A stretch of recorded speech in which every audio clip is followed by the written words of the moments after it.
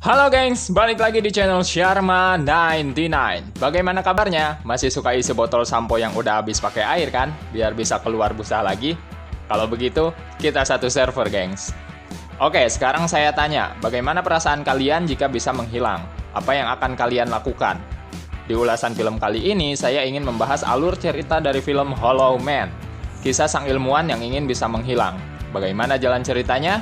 Check this out!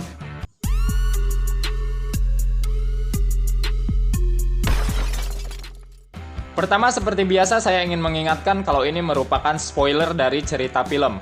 Jadi, bagi yang tidak ingin kena spoiler, boleh di-skip video ini. Namun, bagi yang penasaran, silahkan tonton sampai habis dan jangan lupa tekan tombol subscribe bagi yang belum subscribe, agar saya semakin semangat dalam membuat konten yang lebih baik lagi. Hollow Man adalah sebuah film dengan genre thriller yang dirilis bulan Agustus tahun 2000 silam. Film ini dibintangi oleh aktor kawakan Kevin Bacon yang pernah bermain di film X-Men First Class dan juga film R.I.P.D. Serta Josh Brolin yang jadi pemeran Thanos dalam film Avengers. Nah, kalau teman-teman mau lihat Thanos saat masih muda, di film ini tempatnya. Di film ini Kevin memerankan Sebastian Cain, seorang ilmuwan yang sedang meneliti sebuah serum yang bisa membuat tubuh tidak terlihat. Baik, langsung saja kita masuk ke jalan ceritanya sambil kenalan sama karakter-karakter di film ini ya, gengs. Adegan diawali dengan seekor tikus yang dilepas pada sebuah kandang. Tiba-tiba tikus itu seperti ada yang memakan, namun hanya terlihat giginya saja. Apa yang memakannya ya? Lalu adegan beralih ke rumah Sebastian di mana dia sedang bekerja mencari formula untuk sebuah serum. Berkali-kali dia mencoba formulanya namun tetap tidak berhasil. Karena bosan, dia mengintip tetangganya yang sepertinya mau mandi dari jendela.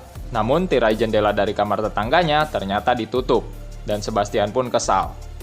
Gak jadi lihat gunung, gengs. Ketika Sebastian sudah hampir putus asa, tiba-tiba muncul sebuah ide untuk formulanya, dan ketika dia coba pada sistem di komputer, idenya berhasil. Sebastian pun menelepon mantan kekasihnya Linda yang kebetulan rekan kerjanya di lab penelitian untuk memberitahu kalau dia sudah menemukan formula serum tersebut. Dan Linda tidak percaya karena sudah 11 bulan Sebastian meneliti formula itu tanpa hasil, namun tiba-tiba saja Sebastian menemukannya. Sungguh luar biasa. Sebastian menyuruh Linda mencari Matthew agar bertemu di lab dan mempersiapkan tes. Rupanya saat itu Matthew tidur di rumah Linda, namun Sebastian belum mengetahui hubungan antara mereka. Jadi masih backstreet gitu, gengs. Mungkin demi menjaga hubungan pertemanan serta pekerjaan agar harmonis ya. Keesokan harinya terlihat Matthew yang sedang melihat-lihat hewan di lab tersebut. Lalu dia menghampiri satu kandang kosong dan memanggil nama Isabel. Isabel, di mana kau? Isabel. Tiba-tiba terlihat jejak kaki yang mendekat, dan kandang itu terguncang. Ternyata di dalam kandang tersebut ada gorila yang tubuhnya tidak terlihat, karena sudah disuntik oleh serum buatan Sebastian. Untuk melihatnya dibutuhkan kacamata khusus yang menggunakan inframerah. Matthew datang untuk membius Isabel karena hari ini akan diadakan pengujian serum pembalik yang sudah ditemukan Sebastian semalam. Saat Matthew masuk untuk mendekati gorila itu, tiba-tiba tangan Matthew digigit dan gorila itu lari keluar. Matthew pun berlari mengejar gorila itu namun bertabrakan dengan Sebastian yang baru datang. Akhirnya Sebastian membantu Matthew untuk membius gorila itu dengan pistol yang berisi obat bius. Gorila tersebut akhirnya tertangkap dan dibawa ke tempat tes. Serum pembalik disiapkan, gorila itu sudah terbaring di kasur, segala sesuatu sudah dicek, dan tes siap dilaksanakan. Serum pun disuntikan oleh Sebastian ke gorila tersebut dan efeknya mulai terlihat. Darah gorila tersebut sudah terlihat warnanya dan diikuti oleh organ-organ yang mulai terlihat juga. Namun tiba-tiba ada gejala aneh pada gorila tersebut. Tak lama kemudian jantung gorila itu berhenti. Dengan sigap, Linda memberikan kejutan dengan alat kejut jantung yang sudah disiapkan. Saat semua panik, tiba-tiba jantung gorila itu berdetak kembali dan berangsur normal, hingga sampai pada pemulihan wujudnya 100%, dan gorila itu kembali terlihat setelah 126 jam menghilang. Adegan pun beralih ke sebuah restoran, di mana saat itu mereka merayakan keberhasilan dengan makan bersama. Saat yang lain asik makan, Sebastian justru pergi ke balkon dan melamun. Linda pun menghampirinya. Sebastian ngajak Linda balikan dong, gengs. Namun kita tahu kalau Linda sekarang sudah punya Matthew. Jadi Sebastian ditolak deh. Kasian ya Sebastian. Keesokan harinya Sebastian dan teman-teman mengikuti rapat dengan komite yang membiayai penelitian mereka. Dalam rapat itu, Sebastian belum mengakui kalau proyeknya sudah berhasil. Sepertinya Sebastian memiliki niat lain dengan proyeknya ini, gengs. Ternyata Sebastian ingin mencoba terlebih dahulu serum yang bisa membuat tubuh menghilang itu pada dirinya sendiri sebelum diketahui oleh komite. Are you nuts? You can't just jump into human testing. Sebastian berbohong pada timnya dengan mengatakan kalau dirinya sudah mendapat izin dari komite untuk melakukan tes terhadap dirinya. Dasar Kang Ibul. Timnya sebenarnya ragu untuk melakukan tes ini, namun Sebastian akhirnya bisa meyakinkan timnya untuk tetap melanjutkan proyek ini ke tahap selanjutnya. Nah, selanjutnya seperti biasa, gengs. Kalau film-film begini kan selalu dibumbui adegan panas ya. Nah, di sini Linda sedang mantap-mantap bareng Matthew. Namun maaf, saya sensor ya. Hehehe. Besoknya Sebastian sudah siap untuk melakukan tes serum penghilang tubuh di lab. Semua tim sudah siap di posisi masing-masing. Tes pun dimulai. Sebastian sendiri yang menyuntikkan serum itu ke tubuhnya. Awalnya tidak terjadi apa-apa. Namun beberapa saat kemudian Sebastian mengerang kesakitan dan meronta-ronta. Ternyata proses dari serum tersebut untuk menghilangkan tubuh memberikan efek rasa sakit yang luar biasa. Namun akhirnya Sebastian berhasil melalui proses yang menyakitkan itu dan tubuhnya benar-benar menghilang. Wow, sekarang sudah menghilang, gengs. Keesokan harinya Sebastian diajak menemui teman-temannya di ruang kumpul, dan mereka dijailin karena sekarang Sebastian tidak terlihat. Nah, malam harinya Sebastian mulai benar-benar jail. Karena yang jaga malam saat itu adalah Sarah, maka Sebastian mulai menggunakan kelebihannya untuk grepe-grepe Sarah. Dasar lelaki ya, otaknya pasti mesum terus.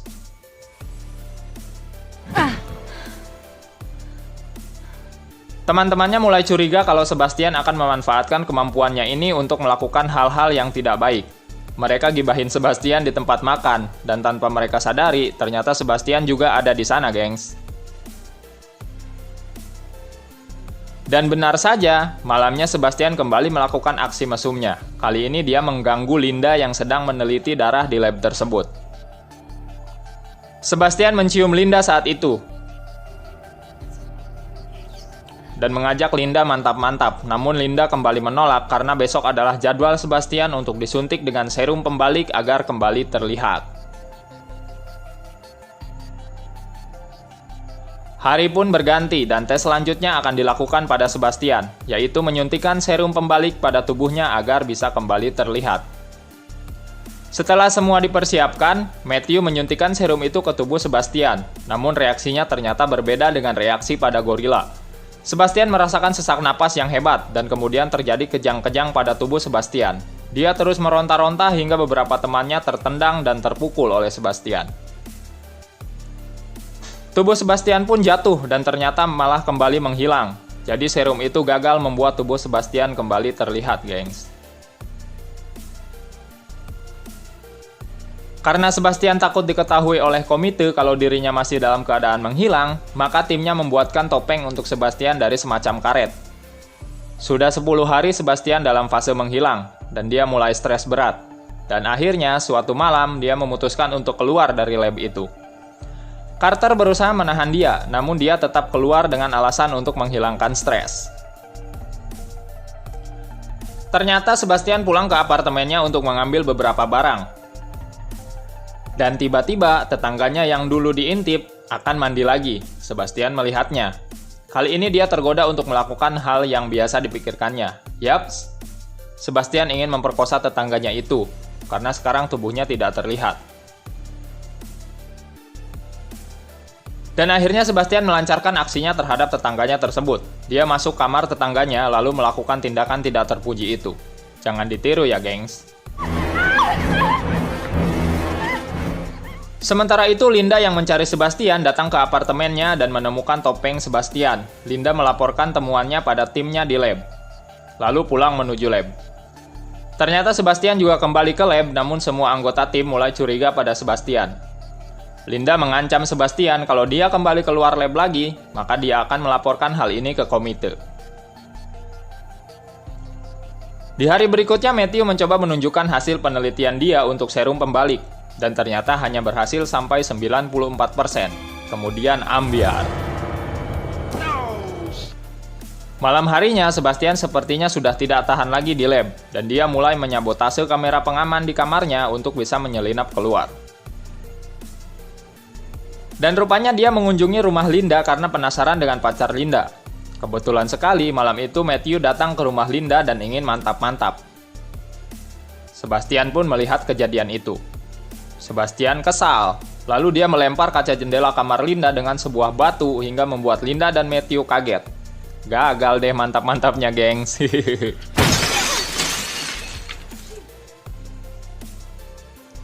Akhirnya Linda pun menelepon temannya di lab dan menanyakan Sebastian. Memang Sebastian terlihat di layar, namun itu adalah hasil manipulasi kamera pengaman yang dilakukan oleh Sebastian. Sebastian pun kembali ke lab dan dia kesal. Akhirnya dia melampiaskan amarahnya pada seekor anjing penelitian yang dibanting di kandangnya. Sarah yang ingin memberi makan hewan-hewan itu pagi hari kaget karena melihat salah satu anjingnya tewas. Dan dia menanyakan hal itu pada Sebastian. Jelas Sebastian tidak mengakuinya, walaupun dia memang pelakunya. Malam selanjutnya, Linda seperti diganggu oleh Sebastian. Lalu dia segera menuju ke lab untuk melihat apakah Sebastian ada di sana. Setelah dicek ke kamar Sebastian, Linda pun menyadari kalau kamera pengaman telah dimanipulasi dan Sebastian tidak ada di lab. Teman-teman Sebastian sudah berkumpul di lab dan Linda menyarankan agar kejadian ini dilaporkan ke komite. Kemudian Linda dan Matthew pergi menemui ketua komite. Sebastian yang saat itu sudah ada di lab mendengar pembicaraan itu. Dia pun mengikuti Linda ke rumah ketua komite. Ternyata malam itu Linda dan Matthew memang benar-benar melaporkan apa yang terjadi di lab kepada ketua komite. Namun Sebastian melihat apa yang dilakukan Linda dan akhirnya memutuskan untuk membunuh ketua komite dengan cara menenggelamkannya di kolam. Dengan tubuh yang tidak terlihat, dia bebas bergerak tanpa diketahui.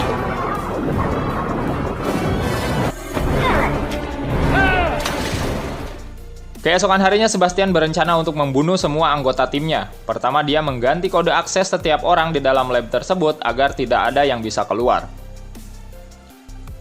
Linda yang menyadari hal itu langsung mengajak teman-temannya untuk menangkap Sebastian.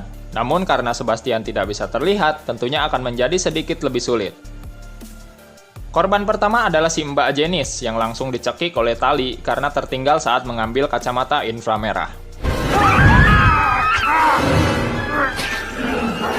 Semua panik dan menyusun rencana untuk menangkap Sebastian. Sekarang Matthew dan Carter yang mencoba menangkap Sebastian, sementara yang lain diam di pusat lab untuk mengamati. Rupanya Sebastian lebih pintar dari mereka. Carter yang sedang lengah dicekik dari atas dan jatuh hingga kepalanya membentur batang besi dan terluka parah.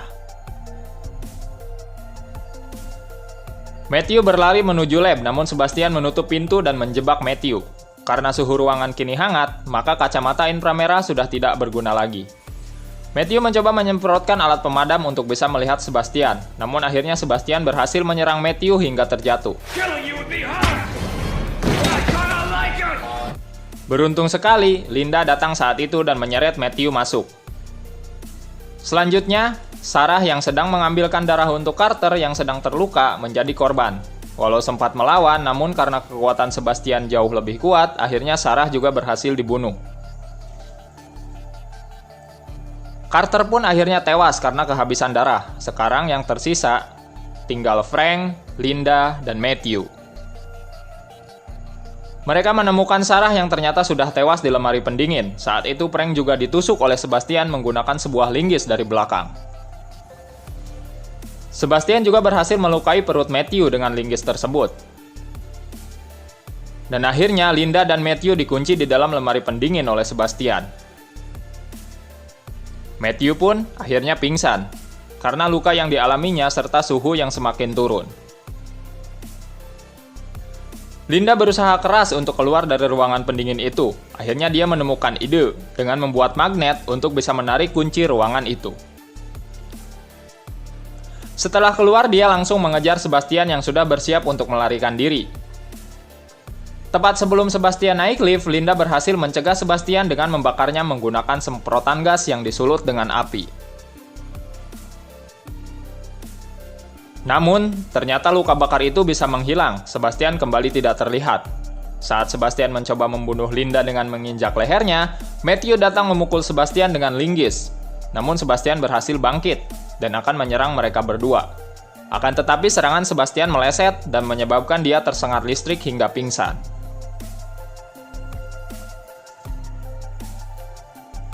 Lab itu akan meledak karena Sebastian sudah membuat bom waktu dari bahan kimia yang ada di situ. Saat Matthew dan Linda mencoba keluar melalui tangga darurat di ruangan lift, ternyata bom itu meledak dan boom! Lift itu terangkat hingga melukai tangan Linda. Mereka pun lanjut naik.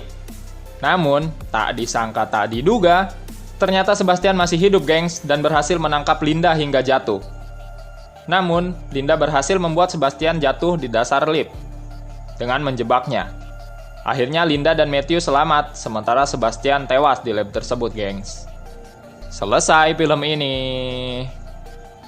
Lumayan mantep ya. Menurut saya, film ini cukup bagus dari segi visual effect ya. Padahal waktu itu baru tahun 2000-an dan CGI masih belum canggih seperti sekarang. Namun film ini sudah bisa membuat adegan orang menghilang seperti benar-benar menghilang. Tentunya ini memerlukan teknik CGI yang cukup baik ya. Dan film ini memang benar-benar bisa menyuguhkan tontonan yang sangat memanjakan mata.